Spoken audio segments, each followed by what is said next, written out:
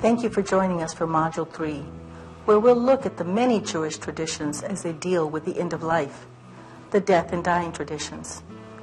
It's always difficult to face the end of life for those we love and care about. Judaism sees death as a natural process. Each death, like each life, has meaning and is all part of God's plan. As we stated earlier, the wide spectrum of Jewish practices and beliefs will dictate which rituals and traditions are practiced when death is imminent. From presence at the bedside to preparing the body and mourning after the death. Jewish practices relating to death and mourning have two purposes: to show respect for the dead and to comfort the living who will miss them. As death approaches, individuals may seek some comfort and release by reciting a prayer of acceptance and reaffirmation of God, which is traditionally known as the Dewey, or the deathbed confessional. It's not really a confession, and the term may cause some confusion when compared to the Catholic rite. The Vidui is personal, recited in the first person, and it requires no mediator. The Vidui provides an opportunity to unburden a heavy heart, return to a sense of hope for wholeness, and to let go of life peacefully. There are different variations of the custom and how it's used. You may download or contact us for references to the different versions.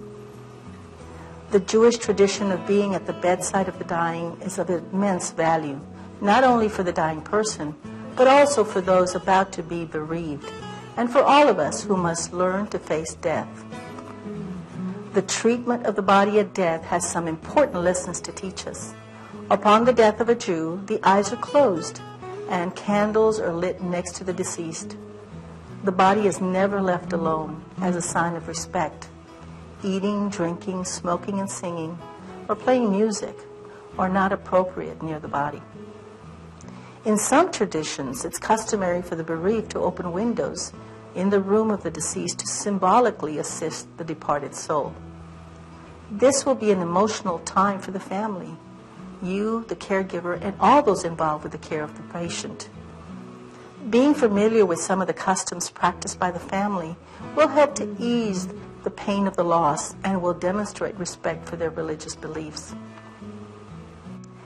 As a caregiver, you'll probably not be involved once the deceased has been taken from the hospital or nursing facility. Nonetheless, knowing how the body is prepared for burial may allow you to fully support the family and other loved ones. When a Jewish person passes, the body is taken to a place to be properly prepared. The process is generally done by a special group, a holy society. The body is cleansed with water and then draped with a linen garment. Special prayers are recited throughout this ritual of washing and dressing. Finally, the body is placed in a simple wooden box and is never left alone or unattended. Jewish belief is that the embalming impedes the body from returning to a natural state, and therefore generally does not use embalming. The burial traditionally takes place as soon as possible after the death, but burial does not generally occur during Sabbath or festivals. Waiting is permitted if there is a family member traveling a distance to get to the funeral. From the time of death until the conclusion of the funeral, the primary focus and concern is on the care of the deceased and the burial preparations. After the funeral, the attention shifts to the mourners. And there are several stages to the mourning process. The first is called Shiva, which begins a period of intense mourning. The length of the mourning period varies with the mourner's relation to the deceased. For instance, for parents, the mourning period lasts a full Hebrew year.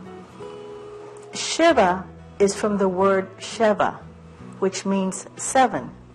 This week is called Sitting Shiva, and it's an emotionally and spiritually healing time where the mourners gather and friends and loved ones come to comfort them with short visits referred to as Shiva calls. It's important to remember that a person sits Shiva only having lost a parent, a spouse, sibling, or child. Knowing more about the mourning process may be helpful in preparing to visit the family after the funeral to offer your condolences and support. Making a visit to a mourner's home may be uncomfortable if you're not sure how to approach it or even know what to say. Some things to keep in mind are that you are there to offer comfort and not necessarily to get them to talk or distract them. This is a time for them to mourn, so allow them that time. However, they may want to talk about the loved one they just lost and may cry, or you may sit in silence with them. It's all part of the mourning process. Your presence alone will be comforting for them. Finally, become familiar with the customs and traditions so that you feel more confident in caring for a Jewish senior. Offer your support and be open to new experiences.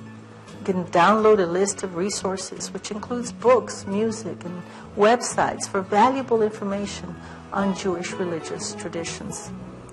But the most important thing to remember is, when in doubt, ask. Thank you. I hope this module will assist you in your role as caregiver for Jewish residents. Please join us for Module 4, where Maria and I will use all you've learned to discuss the roles of caregivers caring for Jewish seniors. Thank you.